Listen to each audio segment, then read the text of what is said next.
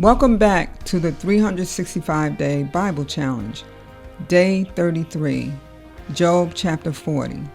Then the Lord spoke to Job out of the storm. Brace yourself like a man. I will question you, and you shall answer me. Would you discredit my justice? Would you condemn me to justify yourself? Do you have an arm like God's, and can your voice thunder like his? Then adorn yourself with glory and splendor, and clothe yourself in honor and majesty. Unleash the fury of your wrath. Look at all who are proud and bring them low. Look at all who are proud and humble them. Crush the wicked where they stand. Bury them all in the dust together. Shroud their faces in the grave.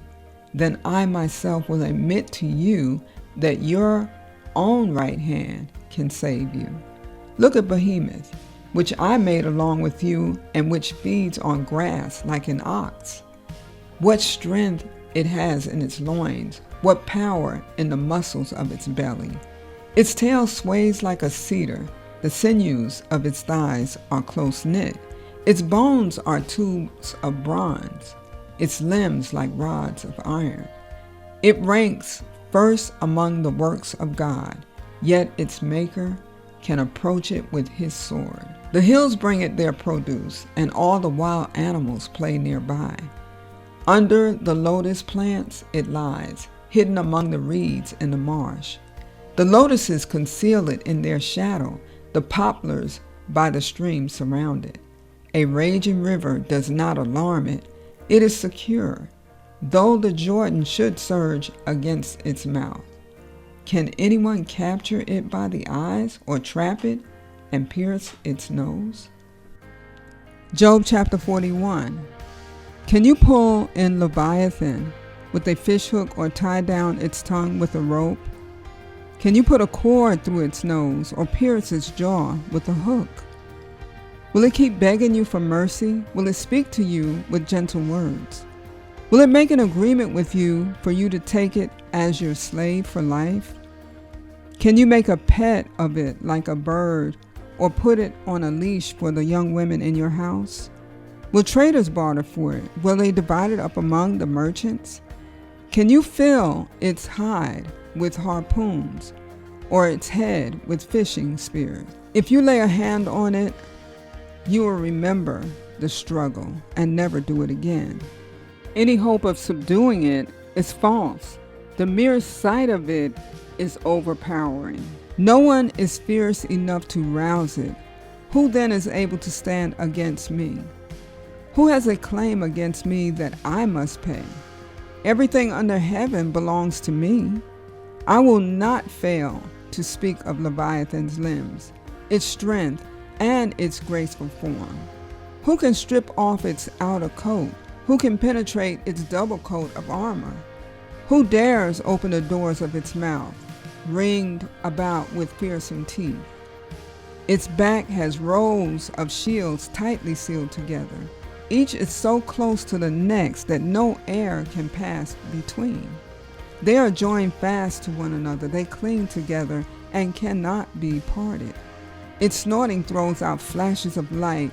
Its eyes are like rays of dawn. Flames stream from its mouth. Sparks of fire shoot out. Smoke pours from its nostrils, as from a boiling pot over burning reeds. Its breath sets coals ablaze, and flames dart from its mouth. Strength resides in its neck. Dismay goes before it. The folds of its flesh are tightly joined. They are firm and immovable. Its chest is hard as a rock, hard as a lower millstone. When it rises up, the mighty are terrified. They retreat before its thrashing. The sword that reaches it has no effect, nor does the spear, or the dart, or the javelin. Iron it treats like straw, and bronze like rotten wood. Arrows do not make it flee. Sling stones are like chaff to it. A club seems to it but a piece of straw. It laughs at the rattling of the lance. Its undersides are jagged potsherds, leaving a trail in the mud like a threshing sledge. It makes the depths churn like a boiling cauldron and stirs up the sea like a pot of ointment. It leaves a glistening wake behind it. One would think the deep had white hair. Nothing on earth is its equal, a creature without fear. It looks down on all that are haughty. It is king over all that are proud. Job chapter 42. Then Job replied to the Lord, I know that you can do all things. No purpose of yours can be thwarted. You asked, who is this that obscures my plans without knowledge? Surely I spoke of things I did not understand, things too wonderful for me to know. You said, listen now, and I will speak. I will question you, and you shall answer me. My ears had heard of you, but now my eyes have seen you. Therefore, I despise myself and repent in dust and ashes. After the Lord had said these things to Job, he said to Eliphaz the Temanite, I am angry with you and your two friends, because you have not spoken the truth about me as my servant Job has. So now take 7 bulls and 7 rams and go to my servant Job and sacrifice a burnt offering for yourselves. My servant Job will pray for you, and I will accept his prayer and not deal with you according to your folly. You have not spoken the truth about me as my servant Job has. So Eliphaz the Temanite, Bildad the Shuhite, and Zophar the Naamathite did what the Lord told them, and the Lord accepted Job's prayer. After Job had prayed with his friends, the Lord restored his fortunes and gave him twice as much as he had before. All his brothers and sisters and everyone who had known him before came and ate with him in his house. They comforted and consoled him over all the trouble the Lord had brought on him, and each one gave him a piece of silver and a gold ring. The Lord blessed the latter part of Job's life more than the former part. He had 14,000 sheep, 6,000 camels, 1,000 yoke of oxen, and 1,000 donkeys. And he also had 7 sons and 3 daughters. The first daughter he named Jemimah, the second Keziah, and the third Karen Hapuk. Nowhere in all the land were there found women as beautiful as Job's daughters, and their father granted them an inheritance along with their brothers. After this, Job lived 140 years. He saw his children and their children to the 4th generation. And so Job died an old man and full of years. Psalm 29. Ascribe to the Lord, you heavenly beings. Ascribe to the Lord glory and strength. Ascribe to the Lord the glory due his name. Worship the Lord in the splendor of his holiness. The voice of the Lord is over the waters.